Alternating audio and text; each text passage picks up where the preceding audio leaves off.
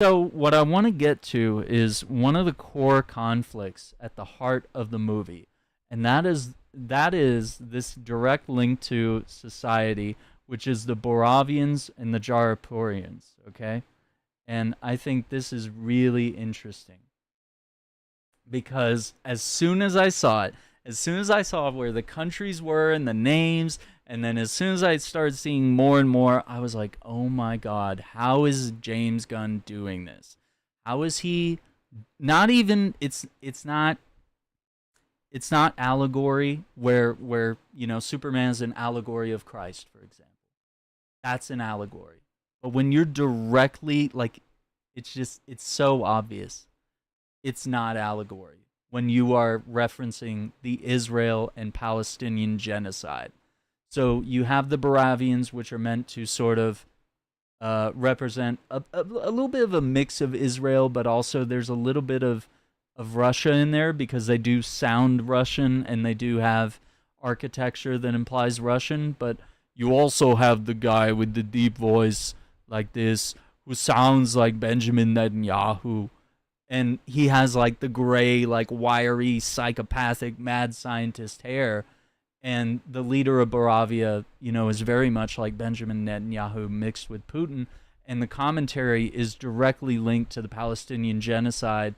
And it could easily be also interpreted as Russia invading and occupying the Ukraine.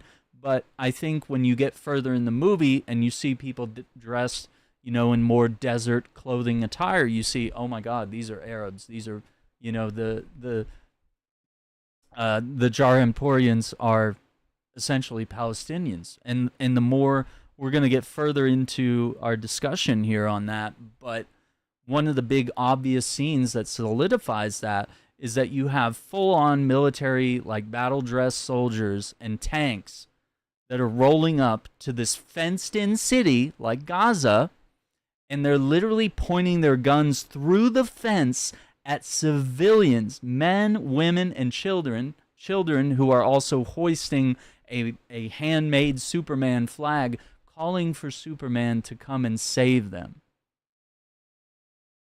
So they're not terrorists.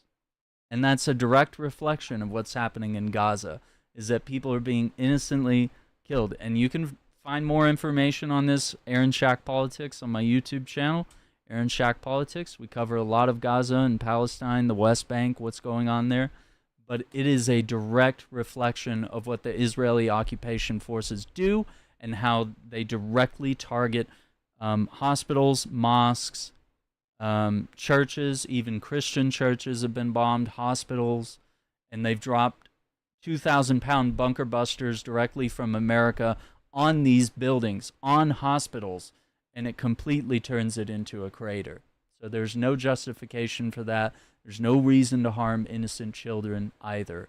And I've seen a lot of images of children with no limbs, and I've seen people's entire family trees, chunks of their family tree, or the entire family completely demolished in these bombings and these killings. And the reason why I point out the fencing is because recently, one of the things in the news is that they will funnel Palestinians into this fenced-in area in order to give them aid.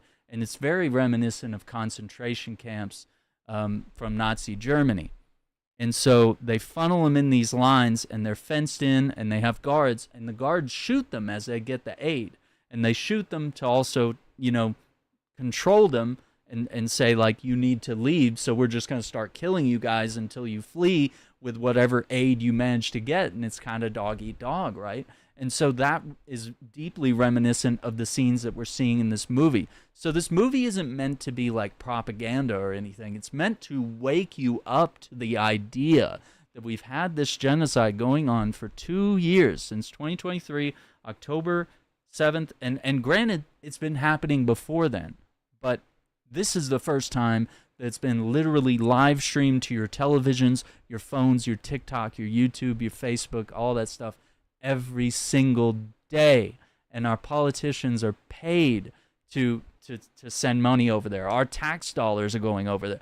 The city of San Marcos even discovered through their city council that some of their millions of dollars was going to Israel instead of to their city. And they were called anti-Semitic by Governor Abbott for saying like, hey, we should worry about us first before we send money to a foreign country that's committing an act of genocide, and now we're complicit.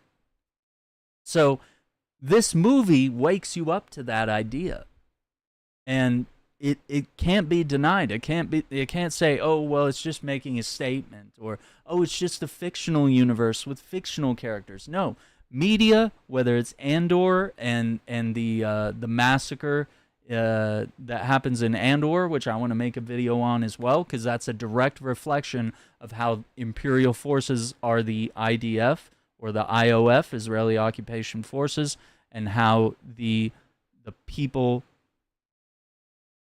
not just the rebels, but also the people that are in that courtyard in season 2 of Andor are essentially the Palestinians just being massacred for living in their own land. And it's about resources. Okay, so moving on. This gets to a bigger point in the film, which is tying together all of our ideas, right? Superman intervenes in world conflicts, as he does in the comics, to do the right thing. Not always the American way, because the American way is to send those bombs and support the Moravian government because they want the oil that the Jaharimporians are sitting on, or any other metals or any sort of resources that they're sitting on, in the same way that we use Israel as quote-unquote the only democracy in the Middle East, even though it's more of an authoritarian ethno-state. And an ethno-state is where you decide that only one people run religion, whether it's white, Jewish, Zionists, are allowed to live in that area, and anyone else, Christians, Arabs, Palestinians, Muslims, etc., no one else is allowed to live there. And, you know, by doing so, you cause an ethnic cleansing, a genocide. You murder people, you push them out to the sea, you force them to leave, and you wall them off in a city where even if they wanted to leave, they can't leave, and the only thing that faces them is outright extinction. So, I mean, that is why this movie is so freaking important, and why I love it even more than I thought I could imagine that I would enjoy this movie. So I was trying to come in as unbiased as I could, because I was like, man, I really liked what they were doing with Henry Cavill, and Zack Snyder's Justice League really opened up some possibilities that I'd like to see in the future. But at the same time, I think this is a great first step for Superman, and I can't wait to see what he ends up doing next. So he doesn't always align with the American way, and a large part of the movie is the government and news sources and Lex Luthor taking advantage of the situation of everyone questioning, like, well, should we have this guy who's from America, but he says he doesn't represent America, but he goes against our interests in the Middle East, essentially? So, and he brings it up to Lois in the interview. He says, I went there because it was the right thing to do. Like, should those kids have died? Did those people deserve to die at the hands of the Moravians? You know? And that's the question we face every day in America. Do those Palestinians deserve to die just based on where they live, or what they think, or what they believe? Just because we want to establish a foothold for Jewish pedophiles to shelter themselves in Israel? I have a video on that on my politics channel as well, where, much like the Roman Catholic Church shelters their priests who are pedophiles against little children, and they move them to other churches or move them around the world, what happens in Jewish synagogues in the United States, other countries, these guys can be pedophiles, and then when they're about to be caught, Israel will shelter them, and the police, the IDF, none of these forces will prosecute them. They'll just, they just vanish. And there's no accountability, because the United States isn't going to do anything. Israel's not going to do anything about it. So they're protecting pedophiles. An evil country full of evil people.